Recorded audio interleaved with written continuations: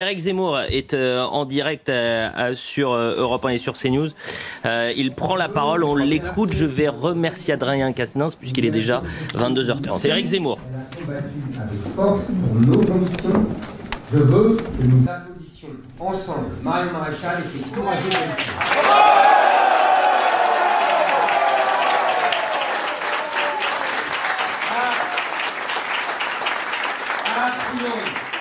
A priori, sous toute réserve, je peux encore être prudent car tous les dépouillements n'ont pas été faits, on nous accorde 5,30% des suffrages, ce qui fait que, a priori, nous devrions avoir 5 élus au Parlement européen.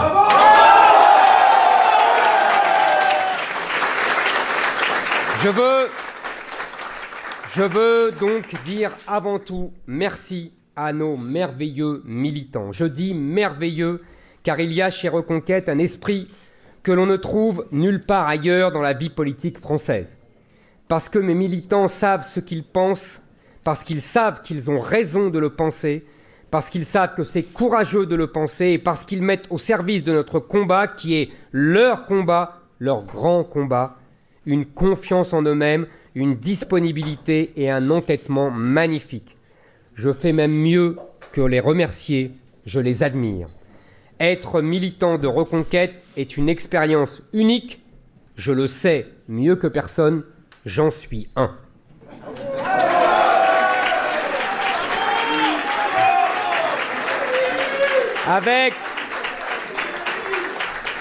Avec la même admiration, je remercie nos électeurs. La terre entière leur a dit de faire un autre choix. Jordan Bardella leur a dit qu'ils ne servaient à rien. Jean-Michel Apathy leur a dit qu'ils étaient des moins que rien. Le cirque médiatique les a déclarés morts, enterrés, chaque fois qu'il a parlé d'eux depuis 2022. Les sondages ont désespérément tenté de les décourager, de les dégoûter. Mais ils se sont levés ce matin et ils ont accompli leur belle mission. Et nous voilà entrés de plein pied dans la grande politique européenne.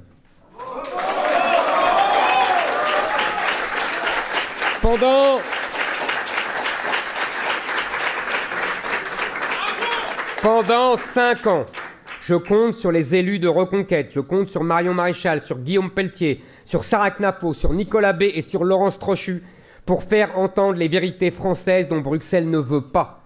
Avec nos alliés, je peux d'ores et déjà vous dire que la bataille va avoir fière allure et que nous avons la ferme intention d'engranger les victoires que nous avons promises, ces victoires qui vont libérer les Français de tout ce qui les écrase depuis trop longtemps. Comme vous, ce soir, j'éprouve une grande joie. La joie d'obtenir nos premiers élus après 2 années de rudes combats. Une vague s'est levée ce soir en Europe, en Italie, en Espagne, en Hollande, en Pologne, en Suède. La droite qui gagne est celle qui se bat contre l'islamisation de nos pays, contre le wokisme, pour la défense de l'identité des nations, pour le retour de la prospérité dans une économie libre. Je sais que la France suivra bientôt cette voie si nous tenons le cap, et vous pouvez compter sur nous pour ne pas céder. Alors, même si ma fierté est grande ce soir, comme vous, je ne m'en tiendrai pas là. Certains partis se satisfont de scores modestes parce que leur seul but est d'exister un peu, mais pas trop. Ce sont des partis de témoignage, des figurants dans le spectacle politique, un petit peu de sondage en leur faveur, un petit peu de vote, un petit peu de subvention, et ils sont contents. Nous ne sommes pas comme ça. Les 7% de la présidentielle étaient certes un exploit pour un parti qui venait de naître, mais ils ne nous ont pas suffi. Les 5% de ce soir sont une formidable bonne nouvelle, mais nous voulons encore mieux. Nous voulons sauver notre pays. C'est notre mission, c'est notre devoir, c'est notre passion. Nous serons présents à toutes les échéances, les municipales en 2026, la présidentielle en 2027 et évidemment, à partir de demain, les législatives, puisque le président de la République a décidé de dissoudre l'Assemblée nationale.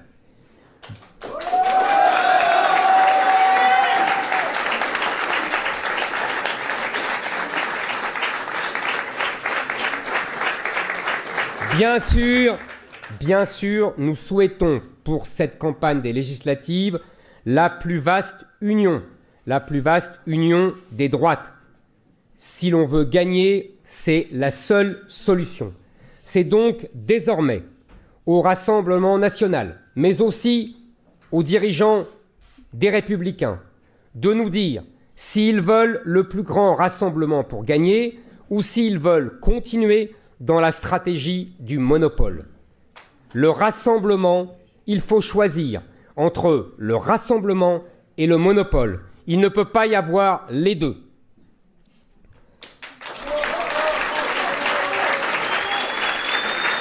Reconquête n'est pas un groupuscule, ce n'est ni la miniature d'un autre parti, ni un club de réflexion.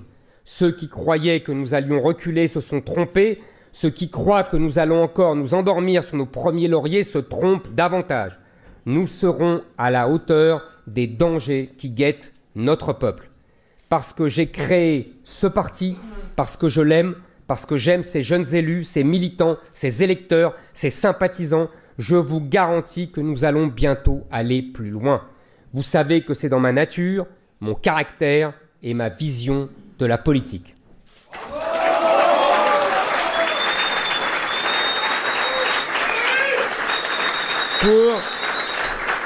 Pour conclure, je voudrais parler de quelque chose dont personne ne parlera ce soir. Je voudrais parler d'une France qui ne se trouve ni dans les sondages, ni dans les suffrages, ni dans le bavardage des politiciens. Je veux parler de la France qui se tait, la France de l'abstention, de la tristesse, de la résignation et parfois même du désespoir. C'est la France des agriculteurs, des policiers, des entrepreneurs, des enseignants, des militaires. J'aurais voulu en convaincre davantage, leur dire que nous avions des solutions à leurs problèmes, leur dire que la France n'est pas foutue et qu'il faut continuer à croire en elle. Ce soir, ce n'est ni l'homme politique ni l'écrivain qui leur parle, c'est le fils d'ambulancier. Je viens d'en bas, de ce monde qui n'est pas invité dans les soirées électorales et je n'oublie rien. Je n'oublierai jamais ces Français-là parce qu'ils sont la partie la plus importante de moi. C'est pour cette France du silence que j'ai créé Reconquête.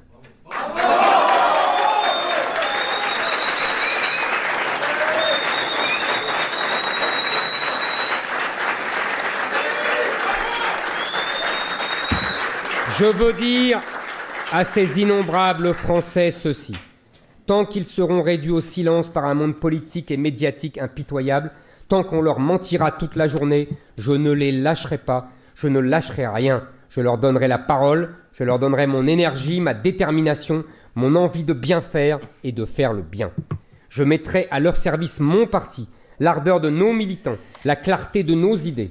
Je serai leur serviteur, leur défenseur, leur avocat. Je le ferai parce qu'au cours de ces innombrables déplacements de campagne, une campagne que j'ai menée sur le terrain jusque dans les plus petits villages de France, c'est eux que j'ai rencontrés, c'est eux que j'ai aimés, c'est vis-à-vis d'eux que je me suis engagé et c'est pour eux que nous allons remporter de belles victoires à l'avenir. Il n'y a rien de plus grand que de se battre pour ceux que personne n'écoute. Je